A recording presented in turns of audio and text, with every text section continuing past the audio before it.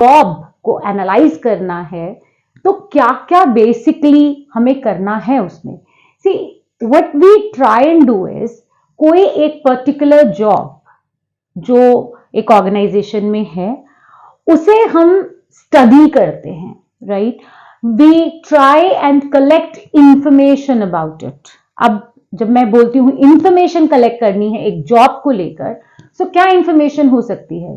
वो इंफॉर्मेशन हो सकती है कि मैं जानना चाहती हूं उस जॉब का रोल क्या है, उसमें क्या करना है, बेसिकली उस जॉब में काम क्या है, ड्यूटीज क्या हैं। सो उस पर्टिकुलर जॉब में क्या क्या परफॉर्म करनी पड़ेंगी ड्यूटीज, वो क्या रिस्पॉन्सिबिलिटीज होंगी, किस किस को लेकर अकाउंटेबिलिटी होगी, उस जॉब को करने के लिए किस तरीके के स्किल्स चाहिए हैं, जो भी उस पर्टिकुलर जॉब को परफॉर्म करेगा उसमें किस तरह की ह्यूमन कैरेक्टरिस्टिक्स या क्वालिटीज चाहिए। वो क्वालिटीज फिजिकल क्वालिटीज भी हो सकती हैं, वो क्वालिटीज इमोशनल क्वालिटीज भी हो सकती हैं।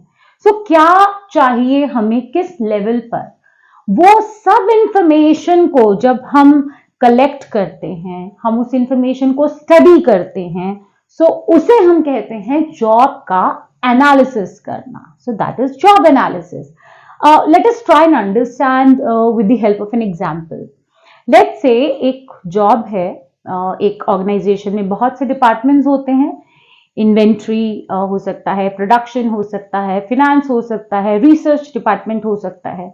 सो लेट्स से हम इन्वेंट्री मैनेजमेंट में जो मैनेजर है उस जॉब को हम एनालाइज करना चाहते हैं। सो कैसे करेंगे?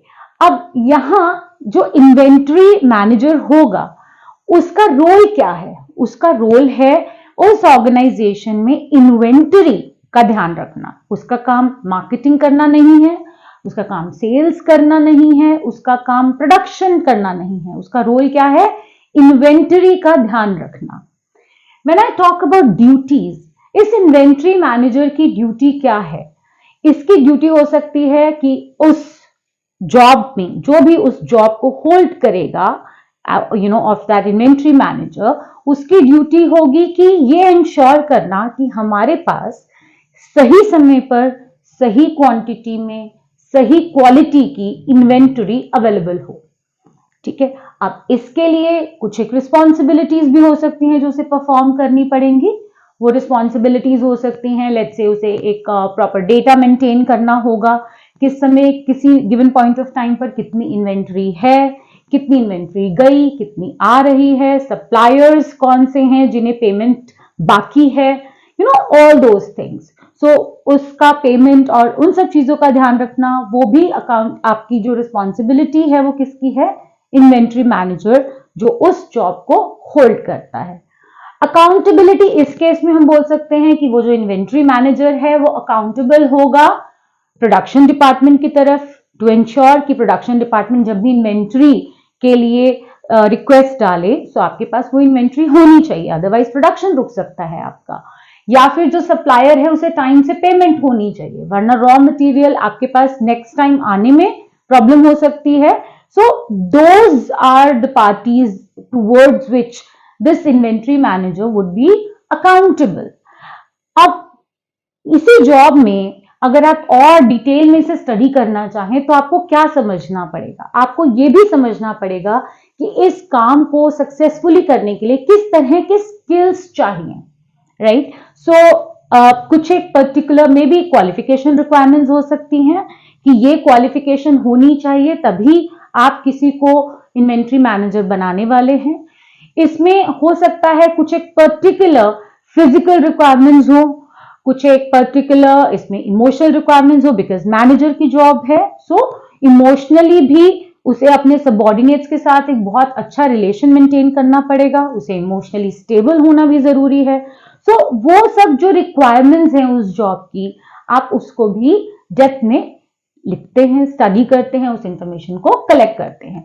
अब ये है जॉब एनालिसिस।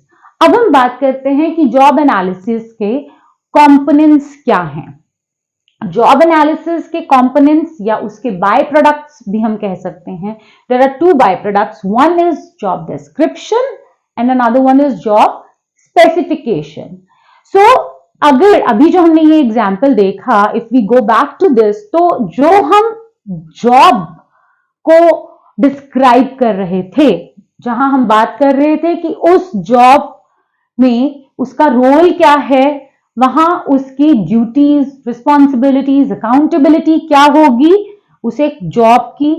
तो वो जब हम जॉब को डिफाइन करते हैं कि उस जॉब में काम क्या करना है, किसको लेकर आप रिस्पॉन्सिबल हैं, किसको लेकर आप अकाउंटेबल हैं, तो जब आप जॉब की बात करते हैं, वो सभी पॉइंट्स जो जॉब को डिस्क्राइब करेंगे, that is job description. Job specification क्या है? सो जॉब स्पेसिफिकेशन में there are some specifications that you provide. क्या आप स्पेसिफाई करते हैं? इसमें आप जॉब डिस्क्रिप्शन को देखते हुए कि क्या काम किया जाना है, उसको देखते हुए ये सोचते हैं कि उस काम को सक्सेसफुली करा जा सके, बहुत अच्छे से परफॉर्म किया जा सके. इसके लिए आपका जो जॉब होल्डर होगा, जो उस पर्टिकुलर जॉब को होल्ड करेगा, उसमें आपको क्या कैरेक्टरिस्टिक्स या क्या क्वालिफिकेशंस आप चाहते हैं कि उसमें हो, उसके लिए जो एलिजिबिलिटी क्राइटेरिया है उस जॉब को होल्ड करने का, वो क्या होगा. So that is job specification. So in nutshell, job description आपकी जॉब को डिस्क्राइब करता है और जॉब स्पेसिफिकेशन ये स्पेसिफाई करता है कि उस जॉब को जो परफॉर्म करेगा, जो जॉब होल्डर होगा, उसमें क्या क्या क्वालिफिकेशंस, स्किल रिक्वायरमेंट्स या क्या क्या उसमें फिजिकल रिक्वायरमेंट्स, मेंटल रिक्वायरमेंट्स होंगी. So that is job specification. This is all for today's class. We will get to understand these two terms in detail. वो हम अपनी अगली वीडियो में करेंगे. For now, that is all. Thank you.